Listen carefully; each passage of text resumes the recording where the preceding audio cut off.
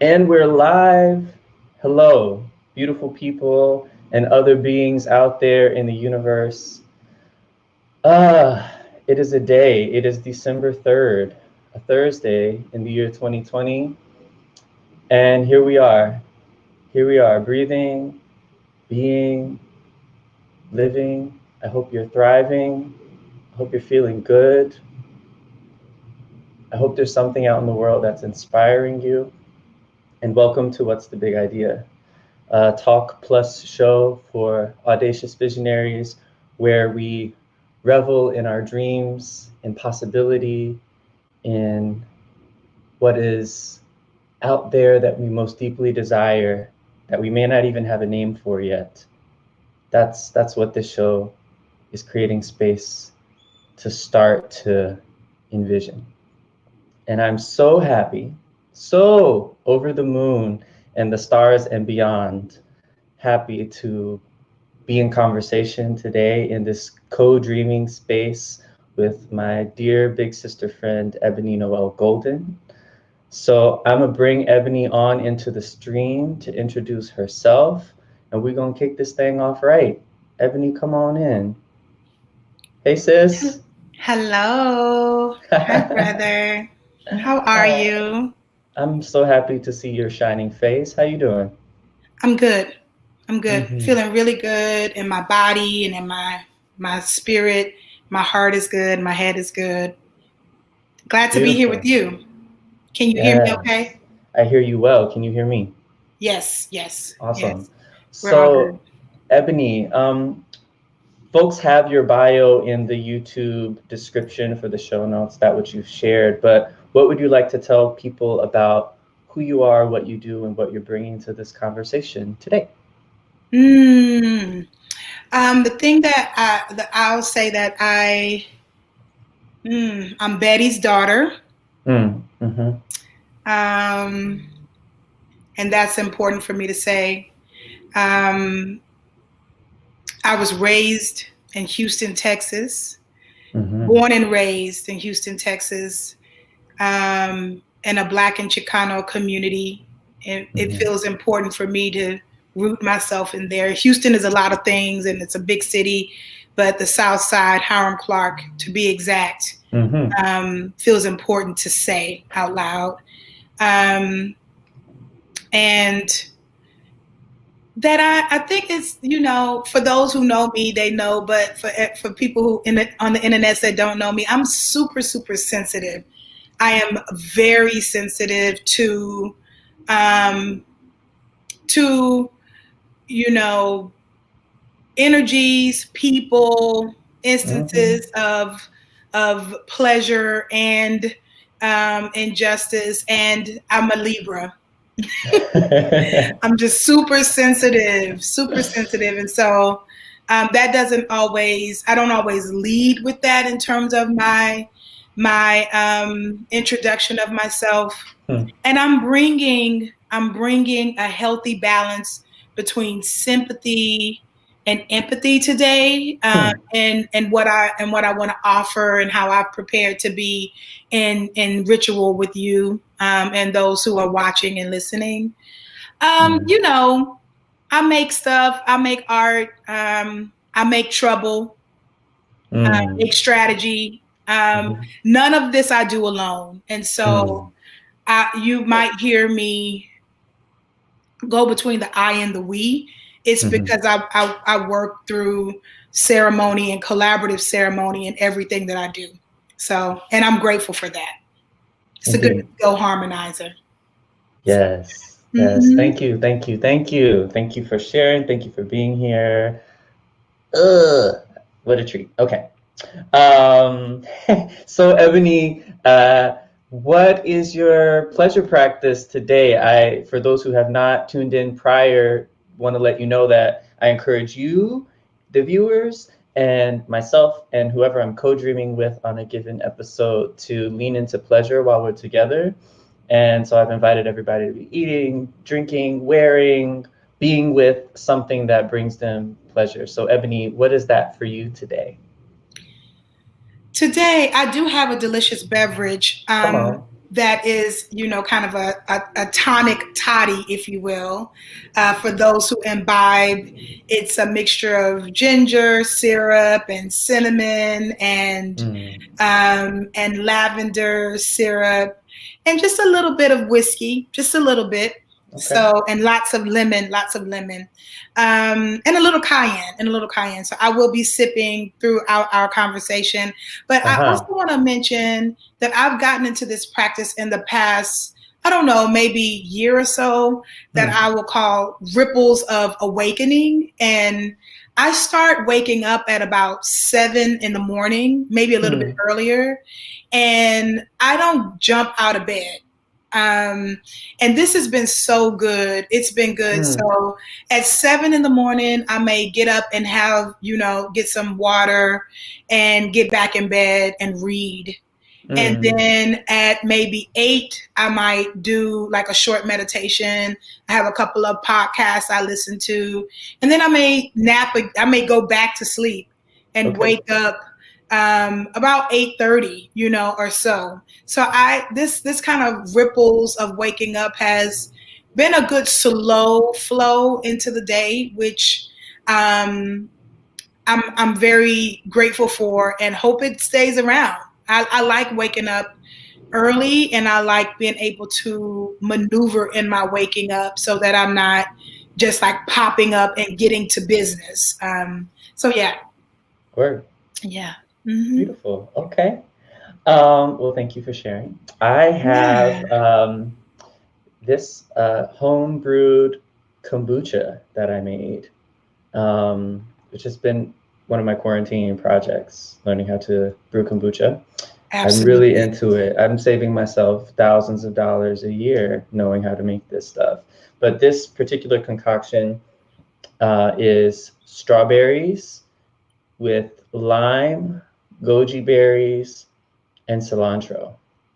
And it is delicious. Absolutely delicious, I must say. And something about that mix of things, it's a little spicy. I don't have anything peppery in it, but there's... Cilantro can be spicy. Yeah, and it's like a bang of cilantro. So good for you. Chelation. Get rid of them heavy metals. All right, so I'm feeling juicy and sweet and a little tart and a little soft today, and excited to be here with you. So you shared some in like what I heard as what you're bringing to this conversation around this balance between sympathy and empathy. Are there any other intentions for our time together that you'd like to share? Yeah, I just want to be present and let it flow. I have the show flow.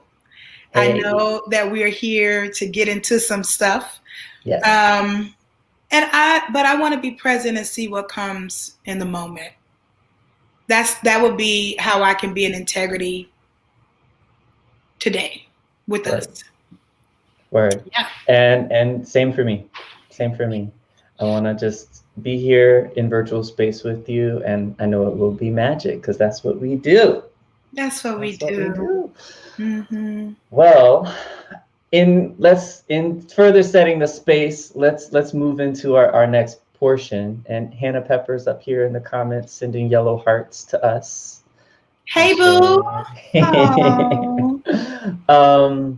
So this segment is where we get to vent, to release, to get things off our chest that need to be gotten off so that we can be in the, as you've named it, this ritual work of dreaming together and of visioning together and sharing in that way together.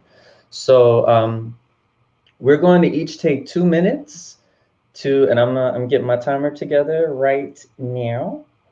And we're each going to have 2 minutes to vent, to release whatever we need to release so that we can be present here with the purpose of our gathering. So this is a time to just let it go. For those who are watching, whether in real time or as a recorded audience, want to let y'all know that this is unfiltered. So whatever we need to say, we're going to say it however it needs to come out.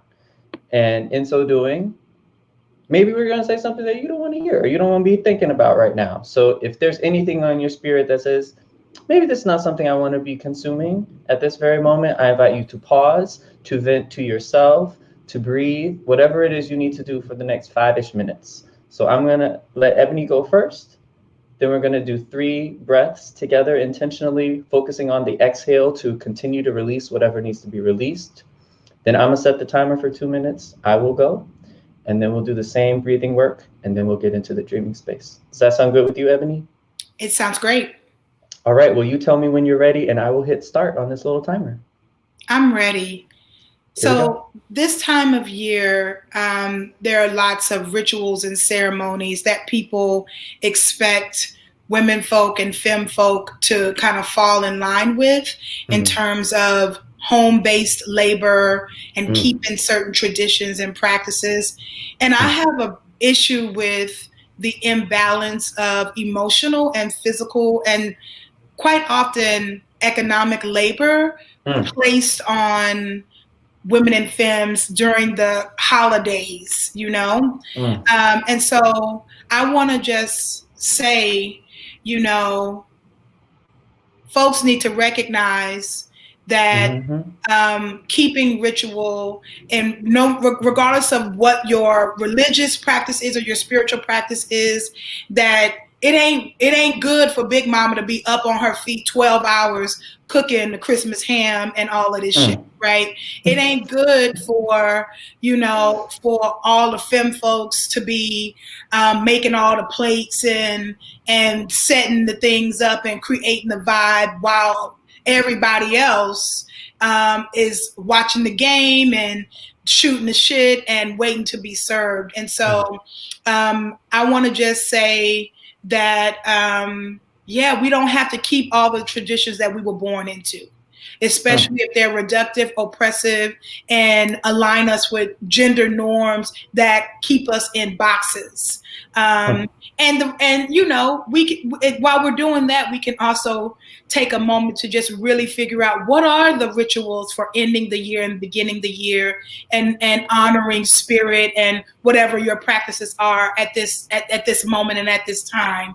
We don't have to do what we've been taught to do, especially if we are suffocating under the pressure of it. I have liberated myself from that and hope that others can too, regardless of gender, to be quite honest. You right on time. I'm pissed off about that, and I ain't doing it no more. So that's that. All right. So let's take some breaths and let's release whatever needs to be released further. So I see you just had a sip, so let's breathe in together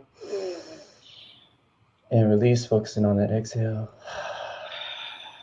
Letting something soften and breathing in again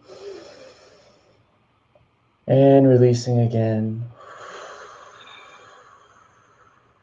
Letting the exhale be long as it needs to be. Inhaling one more time. And releasing whatever that last bit of something is. I'm gonna shake it out. All right, I'm gonna set this timer for myself. 2 minutes begins now. Okay.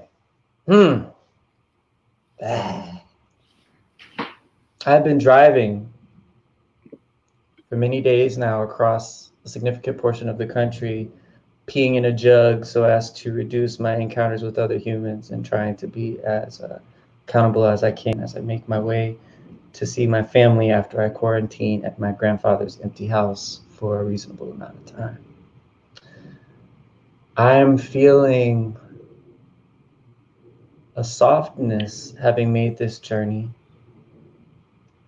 Having seen a part of the country I haven't actually seen before. I drove to Tulsa, got to pay some homage to Black Wall Street. And then I got to drive west through some plains, through that little top hat of Texas, through western Oklahoma prior to northeastern New Mexico. And the expanse, the being able to see in all directions and to see so few what I could recognize as human domiciles. And I just sat with what I can now differently understand as people being cut off and isolated from other parts of the world and experiences. I can understand differently how someone might feel like the world is coming to get them in the night. And I can understand how folks who might only be tethered to realities outside of their own lived experience through media, whatever their chosen media might be, could fall prey to radicalization and white supremacist thinking and violence. So I'm sitting with all of that information. I'm sitting with it.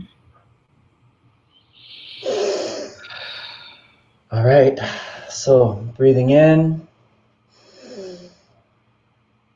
and releasing like the winds across the plains. Breathing in, focusing on that exhale, softening the muscles in my spine. Breathing in one last time. And release.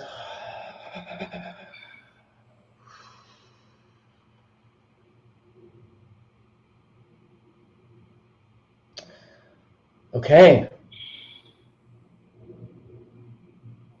Okay. Okay. Okay.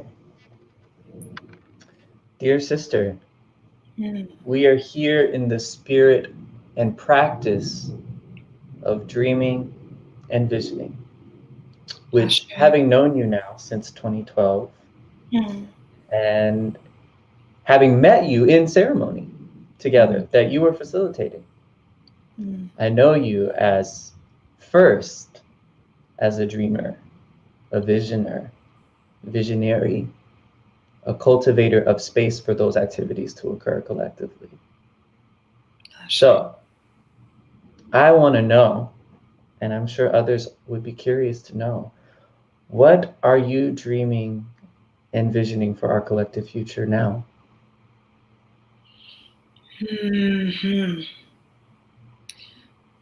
I'm dreaming in so many directions.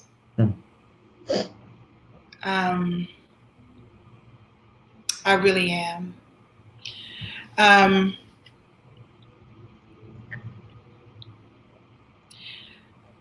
Our collective future is dreamable and beyond our dreams. It's like the parts of the cosmos that are unexplored. We know it's there. We know it's immense and massive and extraterrestrial. We know it's ancient and new, but we don't know what it is. Dreaming our collective future is, for me, really rooted in a liberation that is medicinal, a liberation that is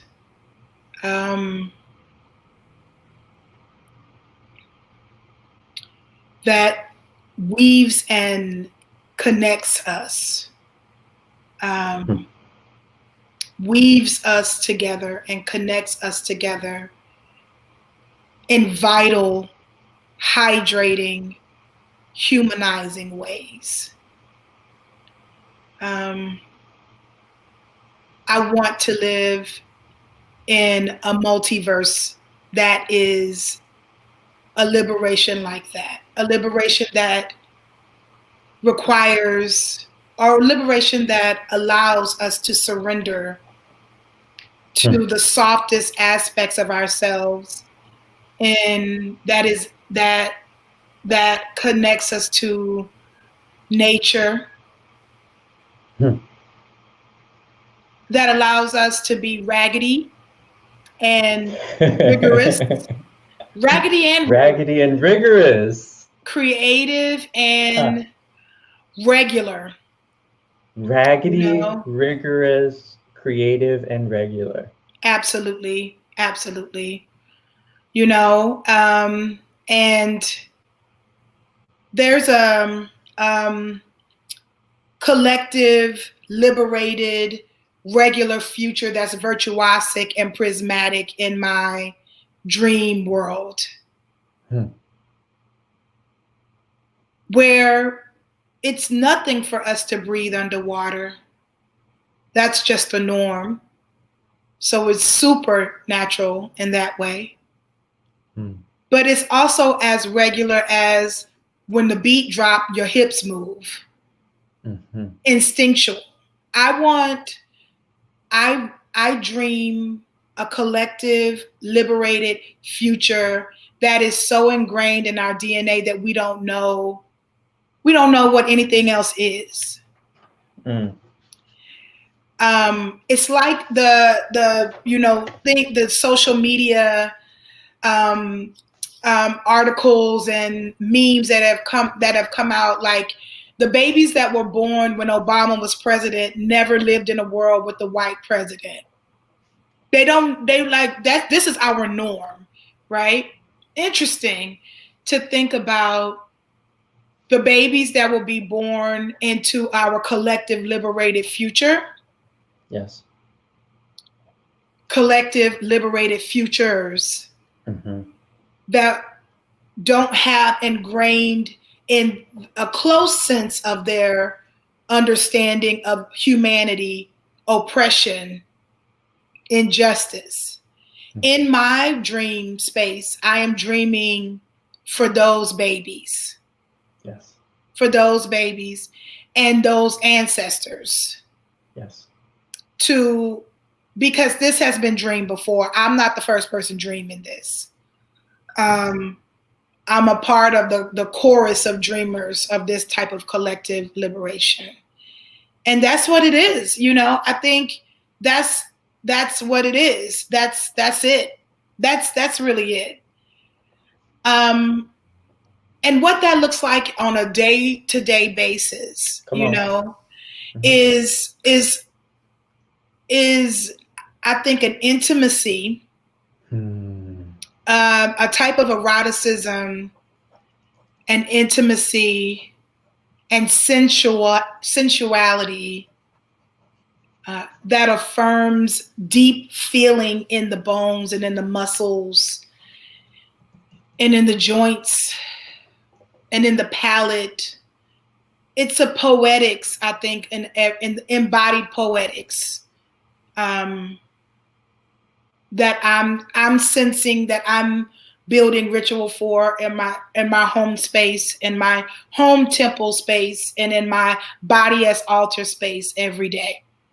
That's what the major work is for me. Off scene, like out of sight. It's how do I make more expansive the liberation that is available now in the universe, in the multiverse, in my own body. Yeah. Not always comfortable, but it feels not always comfortable. Yes. Not always comfortable, but it feels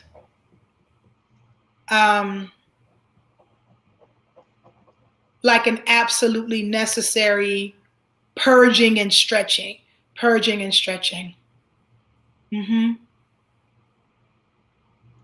Okay, that was rich. You got more. Come on, let's flow with it. Yeah, and I'm not the ideal in my dream. Like me personally, it's journey, right? So I am working this ritual. I'm learning this ritual. I'm initiating into this ritual. I don't know it. I am finding the nuances, the crevices where I can be more in alignment with this collective, this dream of collective future. It's my future too. Yes. I'm talking about like the next second and the next second and the next second, cumulative. But it's also, when I think about generations, right? Cumulative generations. And how the freedom that the collective freedom and the collective future that we want is already here and it's already been here, because there's nothing outside of the expansiveness of the universes that we encompass and that we are a part of. We could be free right now if that's what we chose. Mm-hmm. We are free. Mm-hmm. We can choose to be, to lean into that. And anything that's in the way of that can be alleviated.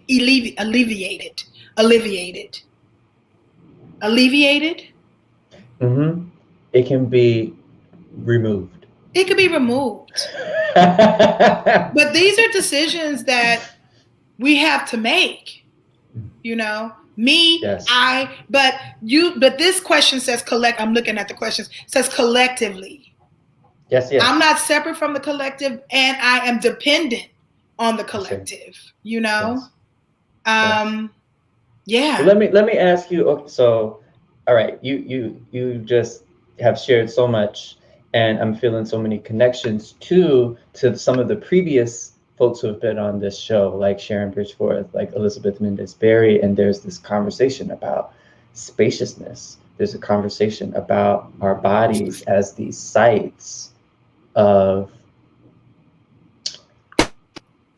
as the site in many ways for those of us who are here to do this work, to do this dreaming work, to do this liberatory work. Like this is where we do it.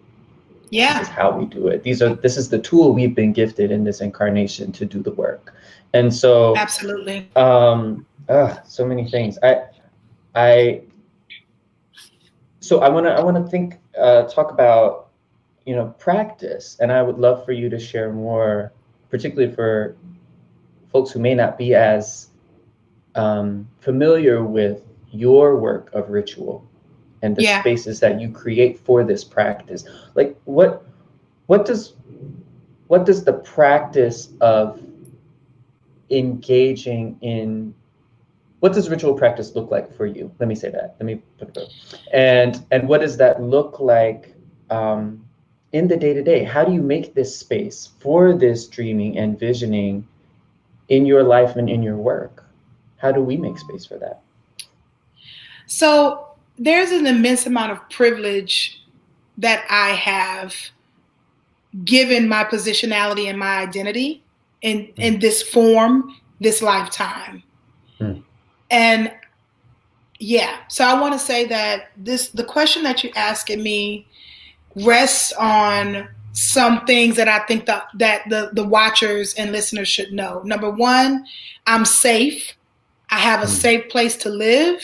I have a job that is not under duress or stress in this moment or in previous moments. Like I work independently as a collaborative strategist and an art maker. I am not in an abusive relationship with an intimate partner or anyone. I have a friend base. I have a family base. I have mentors. I have teachers and people who give a shit about me. That has given me a space to be able to be expansive in everything that I'm talking about. Yes. And in relationship to this question. So the fact that I opened up by talking about ripples of awakening as the way I come into my day is privilege, because I don't have to get up and get children to internet school or real school, or you know what I'm saying? Like, I recognize that life would be different if I had made different choices, but I think because of the choices and the graces I've been afforded, I have to do something with this privilege. And so at home, ritual is quiet, is a lot of music. Like, I have vinyl in my home. And it's a lot of music. It's plants. It's pleasure. It's dance breaks in the daytime. It's cooking my own food. It's having what I want in terms of herbs and medicines and oils and potions. I mean, you know me, Ron. You know, Yes, I'm yes, in yes. all of this, Yes.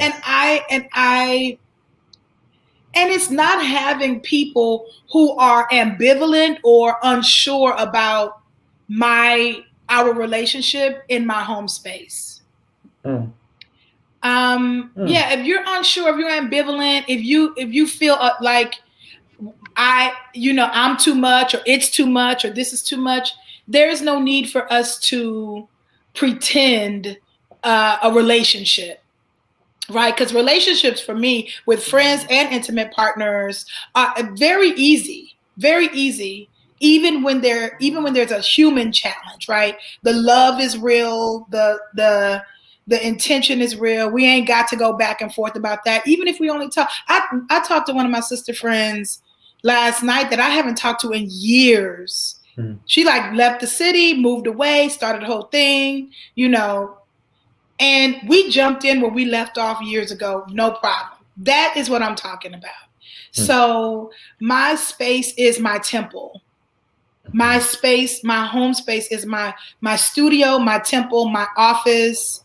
It's the space where I do the majority of my dreaming. This gets me to the space of being able to do this next layer, this next level, which is the dreaming I do in community space, which is what happens in two different containers. One is as a strategist, helping organizations, arts and culture mostly, think about how to do their work with high integrity. And then the other piece, which I like to lean into, is through theatrical ceremony. Sharon Bridgeforth, who you've had on the show, on your show, is like an immense titan, giant. Everyone needs to know Sharon Bridgeforth's name. There needs to be streets for Sharon Bridgeforth, and parades for Sharon Bridgeforth, and retrospectives for Sharon Bridgeforth. Not just the public performance work, but if you think about, if you have the opportunity and the privilege really to discover where all of that comes from, and I know Sharon shared a bit of that on the show, then there's so much more. There's a well and a wellspring of information and strategy and nuance and spirit that gets to someone being able to write and perform and teach and share in the way that Sharon does. An period. aquifer. Oh my gosh, right?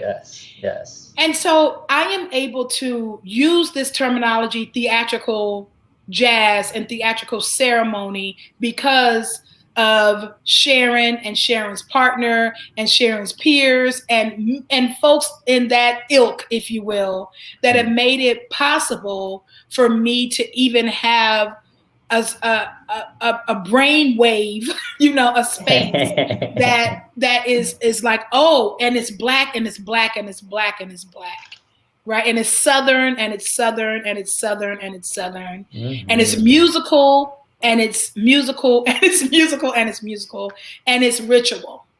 Yes. So this is how, and this is the thing, like, Ron, we talk about this. Why make work that's processional, which most of my work from the last 5 years to the next 3 at least years is about being in public, having ceremony in public, ritual in public, music and dance in public, because that's where the ceremony is collaborative in a way that you can feel the transformation immediately. You get the medicine immediately. It's like, when that chord happens on the organ in church, the shift in the body, right? That when again, the music is where the unlocking is in so much for me in terms of a ritual practitioner, which is why it takes me so long to find the right, even if I keep going back to the same people, the person that's going to be the minister of music, if you will, the musical ceremonialist, if you will, in the rituals that I create, co-create, it's because you can't do nothing without that. And where I come from, you know? And so the sound, the sonic, the vibration. And so, yeah, that's it. It's processional theater in public spaces where Black folks be at, if you will, where we be at. Absolutely. Where they at? Where the music is. Where the music at? In the park. Where they at? On the block. Where the music is. Where they at? In the church. Where they at the cookout. That's what a ritual is. And the more often that I get to talk about this, which this is really a privilege, and the more often that I get to be with teachers and practitioners of Blackness, of Blacknesses, the better I get to find in my body where the ritual lives, and then amplify that into performance, into theater, into space and time, into now and future and past. Yes. And having experienced your work, again, since we did those kitchen table altars, do you remember that? You remember that work at Alternate Roots in 2012, the workshop that you led on freedom? I can't remember the exact name, with Tafara. The Freedom Collaboratory. Yeah, Chanel, Carrie, it was Tafara. It was, I remember.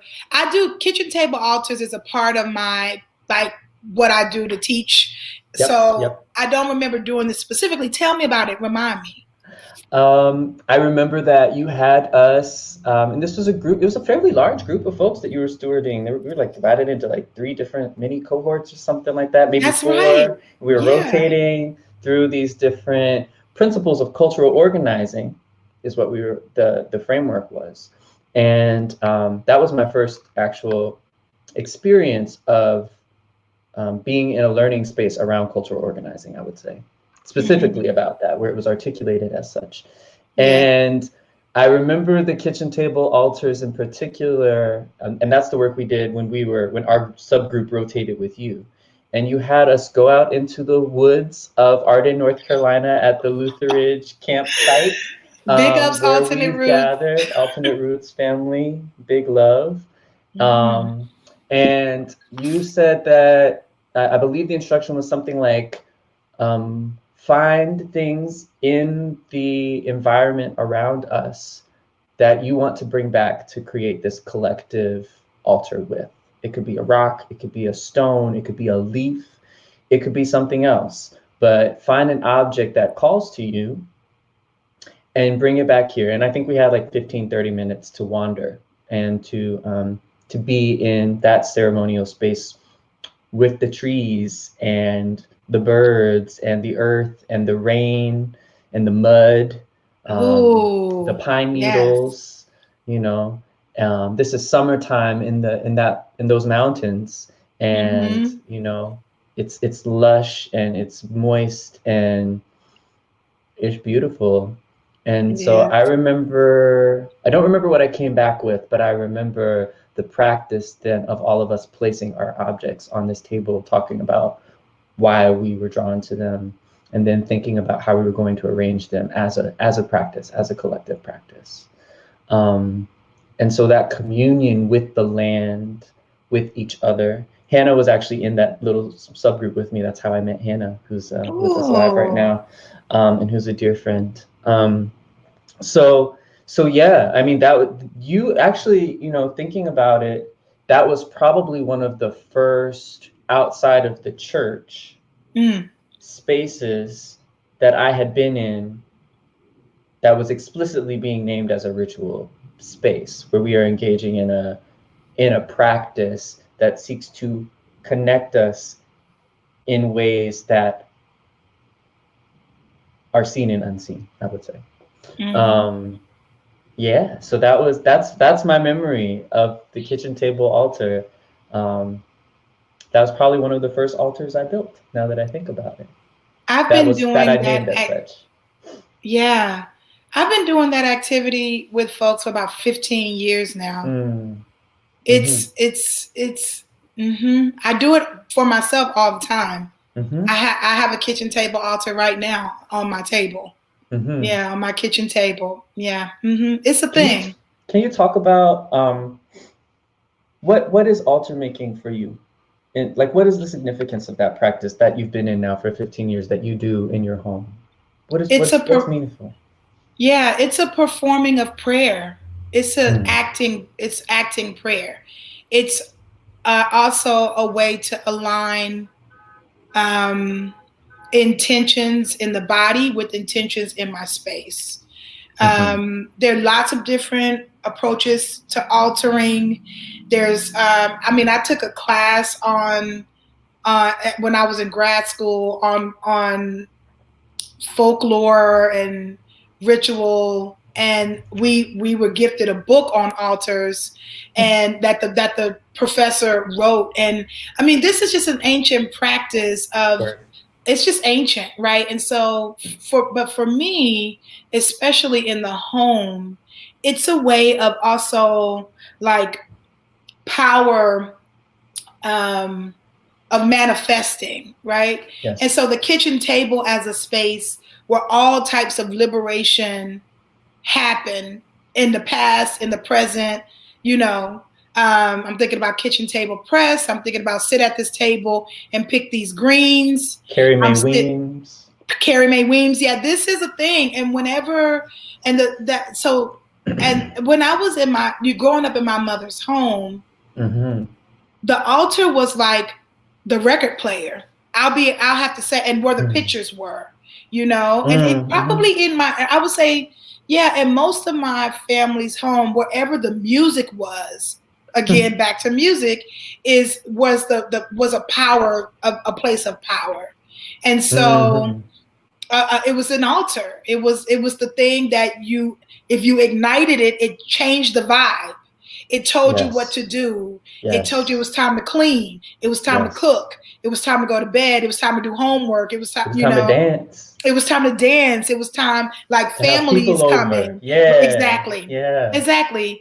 Yeah. It's the same thing, really. It's the same thing for me. I'm not doing anything new or different. Right. And my mother has a practice of buying flowers every week. She did that she doesn't do it so much anymore, but she did that my whole childhood. So even before I got into this like plant thing that I'm into now, the idea of fresh flowers and something green or something flowering in the house is enough. A vase of flowers and a turntable. That sounds like a book or an album title. Indeed. Flowers and a turntable. The title is something. See, this is the thing with me and you. I know we could talk for like 20 hours. We sure could. Easy. I'm thinking about how we make, like, I think oftentimes things like altar building or ritual, as these things have become, I think more so now with social media and just the moment that we're in, like, they're in circulation as language, as practice more.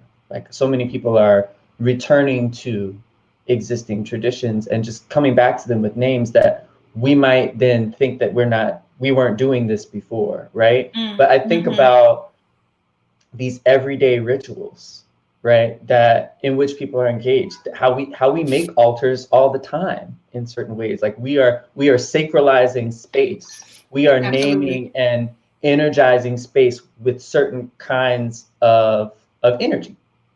This is the space for this thing.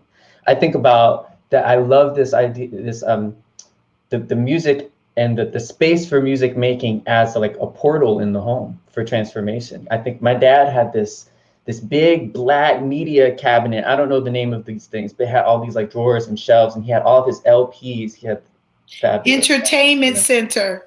Yeah. I feel like my mom has a name for it. I wish I could ask her right now. there was a name for this space though, right? It was an Mm-hmm. entity. It was this big black wooden thing on the wall in the family room. And all of his LPs were like beautifully laid out at the bottom, and these rows that Yes. extended across the whole bottom. And you open it up and the record player was in there. And at that point he had a CD player too. We're talking in the 80s. Mm-hmm.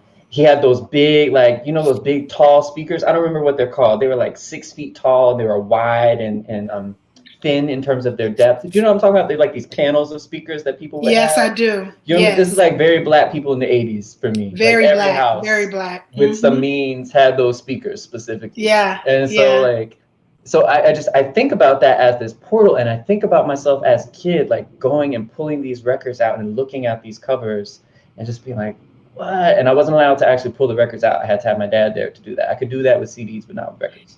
Yes. And just this practice, like when that cabinet opened and my dad was like, I'm going to put on a record, that was this very specific moment. That was a moment where, yes, transformation was about to happen.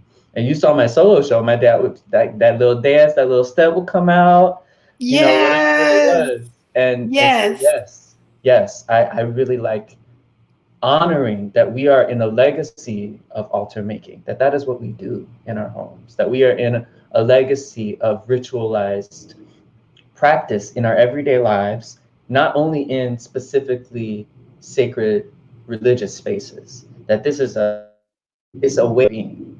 I love this sort of like practitioners of Blackness. Like I think about those things that I experienced growing up as a Black child as these practices of Blackness that I now have as legacy that I'm carrying. Yeah. I'll say also, this just popped up for me. A good meal, well curated meal, well cooked meal on the plate is an altar. Like a good whole life-giving meal, or just a meal that's you want. Like I got a taste for fill in the blank, and then you make it, and then you plate it, and you like, oh, this is what I've been wanting.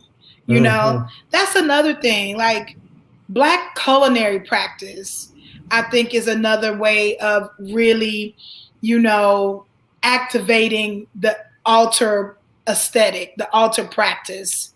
Yeah, what we cook, and you know, I've been getting into food ways in a deeper way, but like where it's grown, where the water come from that grew it, who picked it, who brought it to the table or to the kitchen, who cooked it. All of that is priest work. All of that is spiritualist work, right?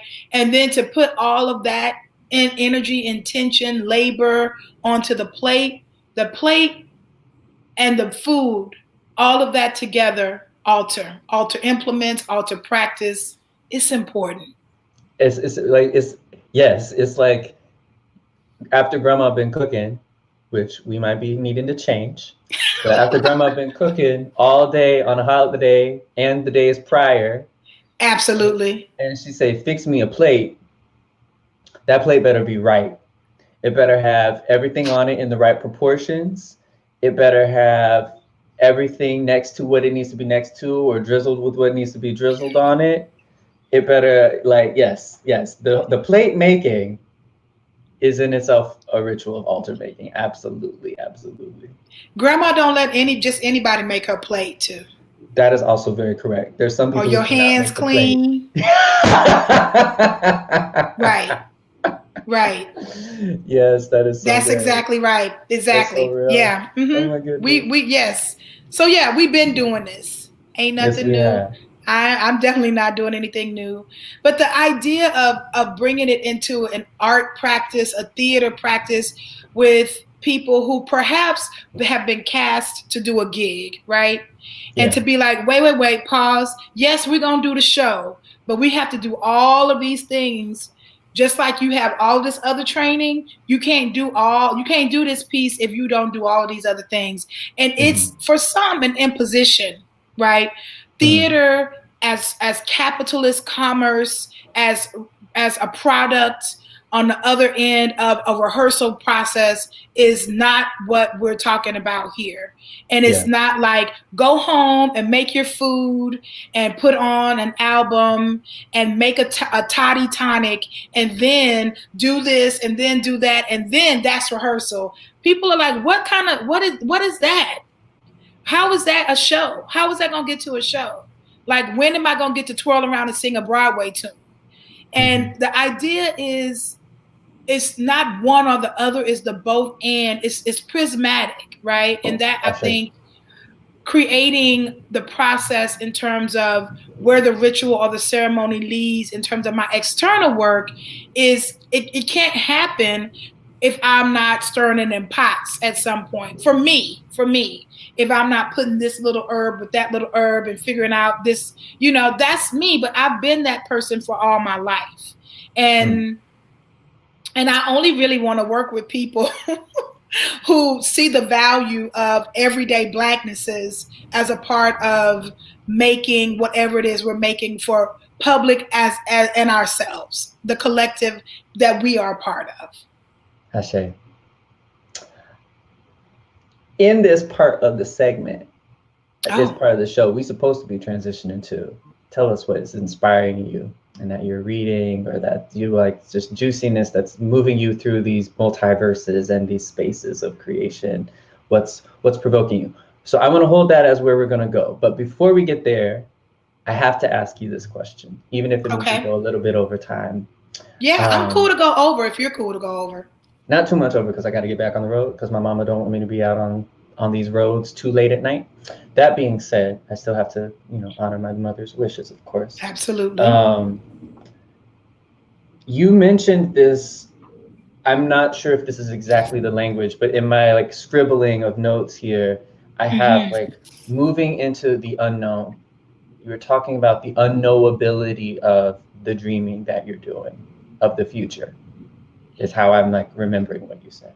But I think about I think about what I've learned from Black feminist practice in this ability to engage and the practice of engaging with what we don't know, of wading into the darkness, of being in the deep, dark waters, and learning what it means to be in those spaces. And I think part of what I am so inspired by in the legacies of Black feminism and in contemporary practice with artists like yourselves and others that I know, teachers I have like Amara Tabor-Smith, like Sharon Bridgeforth, right? Absolutely. Is this encouragement, this consistent refrain that we, as Toni Morrison described, play in the dark, right?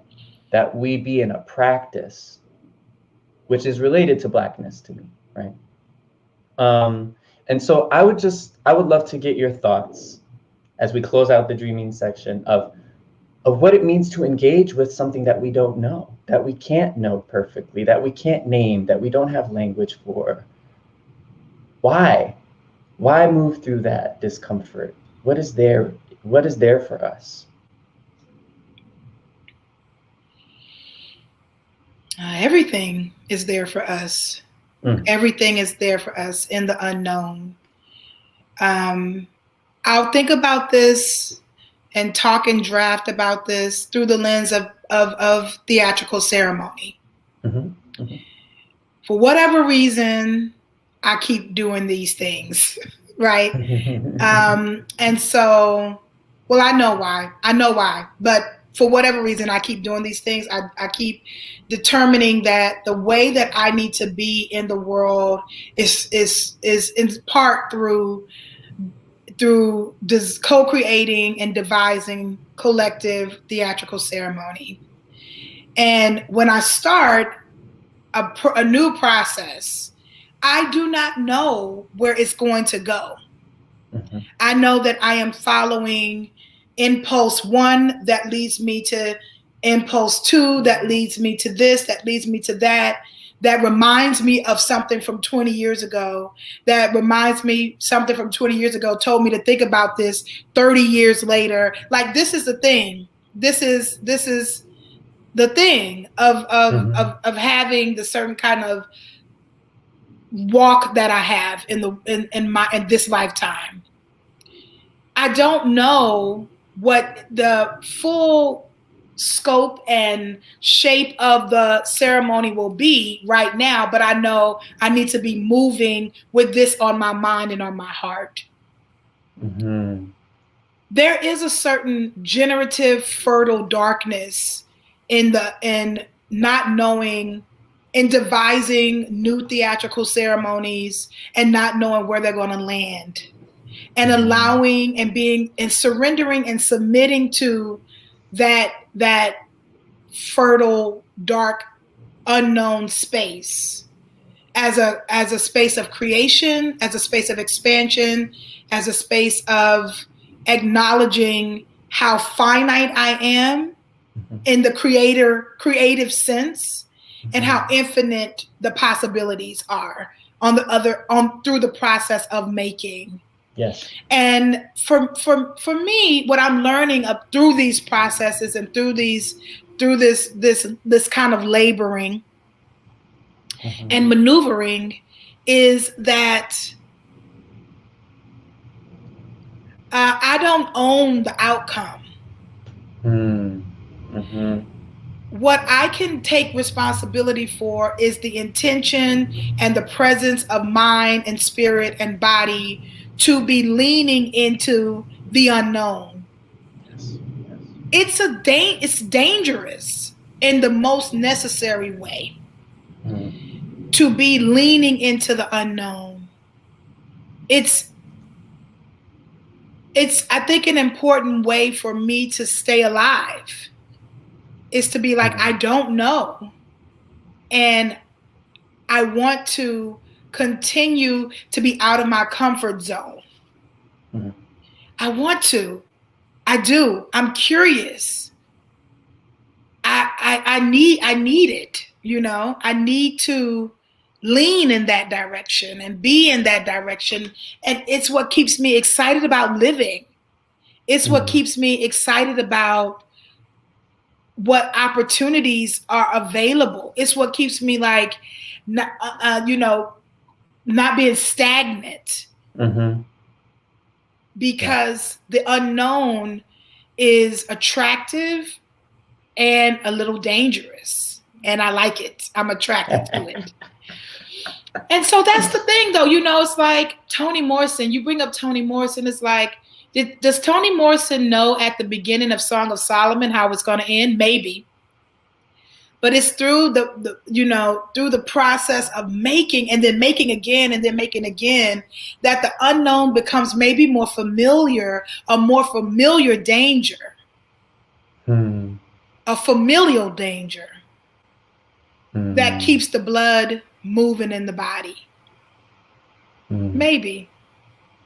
Well, I think what's so interesting about that, and thank you, is if we think about 2020, as we look backward and as we are still in it, as we think about this pandemic, as we think about these uprisings calling for abolition and the radical dreaming, visioning practice of making the world otherwise, we have been collectively thrust into what is always true. We never know, but we feel we can predict. We've been in a space this last year where we don't even think we can predict. And we know that it is either delusional or unlikely that we will be able to predict the outcomes. And we have been sitting collectively in the unknown.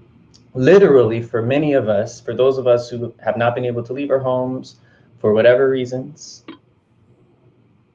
or even for those who have and who just like ain't fucking around and just going anywhere.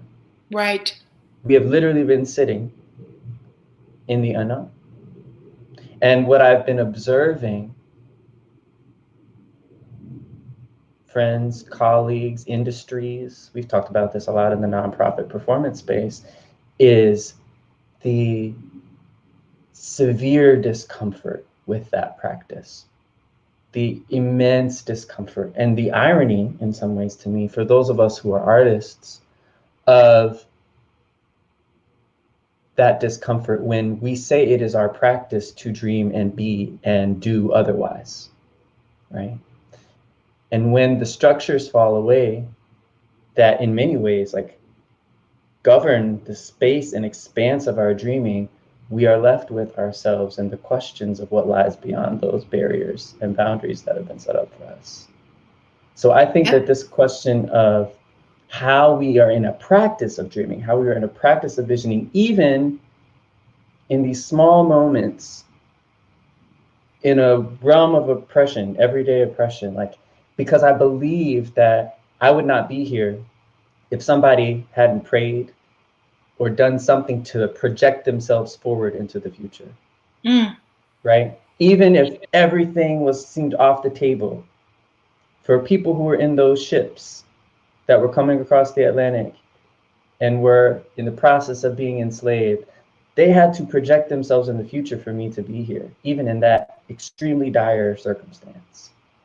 So I feel like identifying the ways, even if they seem so small, that we navigate uncertainty and that we do the audacious and radical work as Black folks, as trans folks, as genderqueer folks, as folks who have migrated under terrible circumstances, as Indigenous folks who have survived genocide. We do that small act of just saying, I will exist tomorrow in this body. That is important and powerful conjure work. That is important dreaming work. That is important visionary work. Yes, it is. And I want to honor all of that at every scale that says some part of what I carry will exist tomorrow, will exist in the next second. That I want to honor that as the radical work of visioning a world otherwise and making it possible. And that's what I think we got to do. We have to honor that. We have to make more space for that. Yeah. That is part of the work. Yeah. Just, you know, I'm picking up what you're putting down. Conjuring ourselves into the next moment is astral projection. Mm-hmm. In the most critical sense. Yes. Yes. And that's how we're here. Yes, exactly. That's how we're here. Exactly. Yeah. And grateful for all those who projected that possibility that made us present. Absolutely. Woo! Yes. Mm-hmm. Yes. So, dear sister, thank you. Thank you for, I know I will have, there will be after effects and ripples that I'm sure I will be texting you about at some point. Sure. To close us out, what is inspiring you these days? What's helping you dream bigger and vision more deeply? Any things you wanna name? Yeah.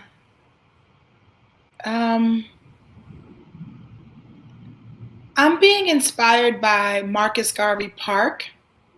It's a park here in Harlem, a short walk from where I live. I love this park. I've been going to Marcus Garvey Park for years. And